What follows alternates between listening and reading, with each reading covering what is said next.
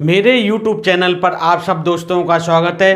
दोस्तों मेरा YouTube channel है जो महत्वपूर्ण बातें अर्थात इम्पोर्टेंट टॉक के माध्यम से हम अपने दैनिक जीवन में जो भी समस्याओं का सामना करते हैं या हमारे जीवन में कोई भी महत्वपूर्ण बातें होती हैं, मैं उनके बारे में अपने इस चैनल के माध्यम से आप सबको बताऊंगा। आप मेरे चैनल को शुरू से एंड तक देखें। इसी क्रम में आज का टॉपिक है कि हम घर पर बीपी कैसे नापते हैं। दोस्तों ये बिल्कुल बेसिक चीज़ है, एक आम आदमी के लिए ज़रूरी है कि इमरजेंसी में हम अपने घरों पर हम बीपी कैसे नापें, बीपी नापते समय किन किन सावधानियां रखनी पड़ती हैं। आइए सबसे पहले हम देखते हैं बीपी कहते किसे हैं। तो सभी कहते हैं बीपी बीपी, लेकिन हमें ये भी देखना होता है कि असली में बीपी होता क्या है। देखिए, माना यह हमारा हृदय है,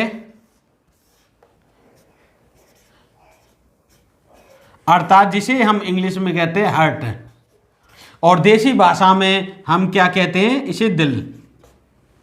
अब जो इसके 4 चैम्बर होते हैं, 2 चैम्बर ऊपर आलिंद और नीले। अब क्या होता है कि यहाँ से हार्ट शुद्ध ब्लड हमारे शरीर के लिए पंप करता है और यह ब्लड ऑक्सीजन, न्यूट्रिएंट्स और अन्य मात्रा हमारे विभिन्न भागों तक, हमारी कोशिकाओं तक पहुँचाता है। अब माना ये ब्लड है, ये काले रंग में ब्लड है, और ये हार्ट जब संकुचित होता है तो ये जो ब्लड होता है यहाँ पर इनकी धमनियों अर्थात रक्त वाहिकाओं में आ जाता है, धमनियों में आ जाता है। तो दोस्तों जो ये ब्लड जब आता है तो वो यहाँ की दीवारों पर एक प्रकार से बल लगाता है, एक तरह से प्रेशर लगाता है दोस्तों, जिसे हम क्या कहते हैं, ब्लड प्रेशर, अर्थात शॉर्टकट में क्या कहते हैं, हमें बीपी कहते हैं दोस्तों।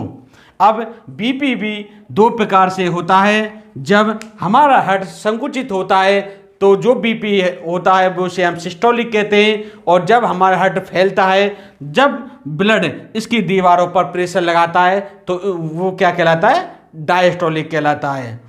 सिस्टोलिक ब्लड प्रेशर में एक सामान्य मनुष्य का जो ब्लड प्रेशर होता है वो 120 से लेकर 120/80 होता है, mmHg, अर्थात ये पारे एक मिलीलीटर की इकाई है। ऊपर का जो भाग होता है वो सिस्टोलिक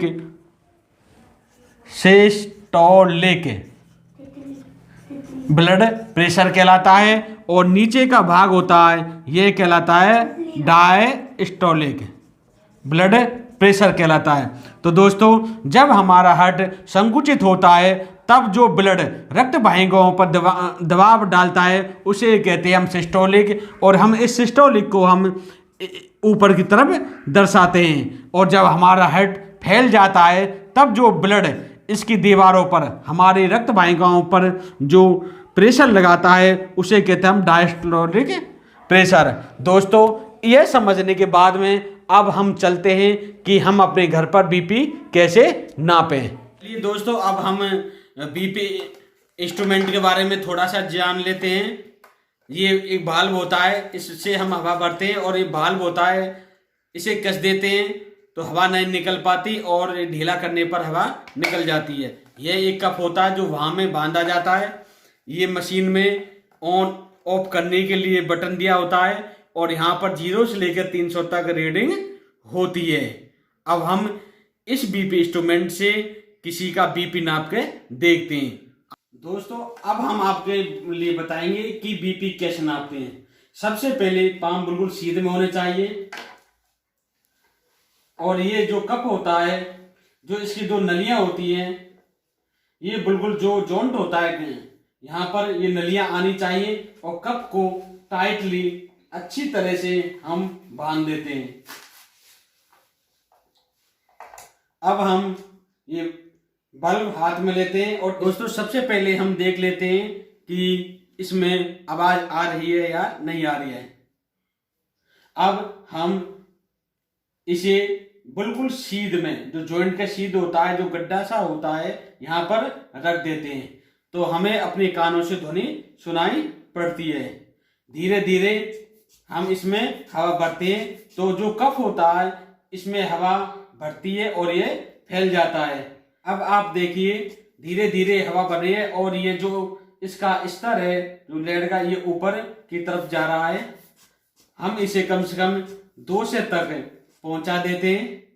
अब हम इसमें से धीरे धीरे हवा निकालते हैं तो जहां पर ये बोलने लग जाए, यहाँ पर जो ध्वनि इसमें आने लग जाए तो वो क्या कहलाता है, वीपी अर्थात सिस्टोलिक दाब कहलाता है। जैसे अब मुझे 130 पर क्या सुनाई दे रही है, ध्वनि सुनाई दे रही है जिसे हम कहेंगे सिस्टोलिक। अब हम धीरे धीरे और हवा निकालते हैं और जहां पर ये ध्वनि आना बंद हो जाए उसे कहते हैं हम डायस्टोलिक। जैसे मेरी ध्वनि है वो 80 पर जाकर बंद हो गई है और हम इसमें से पूरी हवा निकाल देते हैं। तो इस प्रकार दोस्तों हमने यहाँ बीपी नापा और इनका जो बीपी आया है वो 130/80 mmHg आया है। तो इस तरीके से हम यहाँ पर बीपी नाप सकते हैं। दोस्तों हमने यहाँ पर एक प्रैक्टिकली रूप से आपके लिए बीपी कैसे नापते हैं डेमो करके दिखाया। एक स्वस्थ मनुष्य का जो ब्लड प्रेशर होता है वो 120 से 80 होता है और यह एज और वेट के अनुसार ये बढ़ता है और घटता रहता है। और हम जनरली जब बीपी 150 से ऊपर होता है अर्थात 150 से ऊपर होता है उसे हम क्या कहते हैं, हाई बीपी। चूंकि हम अपने दैनिक जीवन में आने वाले महत्वपूर्ण बातों का ध्यान कर रहे हैं इसलिए मैं बता दूं कि यदि किसी व्यक्ति की ज्यादा सिर दर्द होता है और चक्कर आते हैं तो कहीं ना कहीं तक उसका जो बीपी होता है क्या होता है, हाई होता है दोस्तों, ज्यादा होता है। इसके लिए हम लेसिक्स का इंजेक्शन अर्थात फ्रोसेमाइड का इंजेक्शन देते हैं, पेंटाप्राजोल का इंजेक्शन देते हैं। इससे भी कवर ना हो तो हम निकार्डिया के कैप्सूल भी जीभ के नीचे रखते हैं जिससे बीपी कंट्रोल में आ जाता है। ऐसे मरीजों को नमक और चिकने पदार्थ बिल्कुल भी नहीं खाने चाहिए।